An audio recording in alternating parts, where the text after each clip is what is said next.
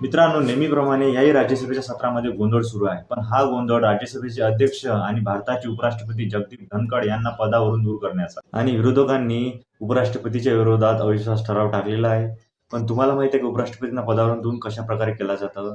ते जाणण्याआधी तुम्ही सर्वप्रथम पेजला फॉलो करा. उपराष्ट्रपतींना पदावरून दूर करण्यासाठी सर्वप्रथम राज्यसभेत अविश्वास ठराव आणणे आणि तो अविश्वास ठराव राज्यसभेच्या सदस्यांच्या प्रभावी बहुमताने पास करणे हे आवश्यक आहे. प्रभावी बहुमत म्हणजे समजा राज्यसभेत 220 सदस्य हजर आहेत, त्यापैकी 200 सदस्यांनी मतदान केले आणि 200 सदस्यांपैकी 50% पेक्षा एक मतदान येणे गरजेचं आहे. म्हणजे 101 मतदान राष्ट्रपतीच्या विरोधात येणे गरजेचे आहे. राज्यसभेमध्ये हा ठराव पास झाल्यानंतर हा ठराव लोकसभेमध्ये जातो आणि लोकसभेमध्ये हा ठराव साध्या बहुमताने पास होणे गरजेचं आहे. आणि हे सर्व करण्याआधी सभागृहाला 14 दिवसाची पूर्व नोटीस देणेही गरजेचं आहे. व्हिडिओ आवडला असेल तर नक्की शेअर करा, लाईक करा आणि चॅनलला सबस्क्राईब आणि फॉलो नक्की करा.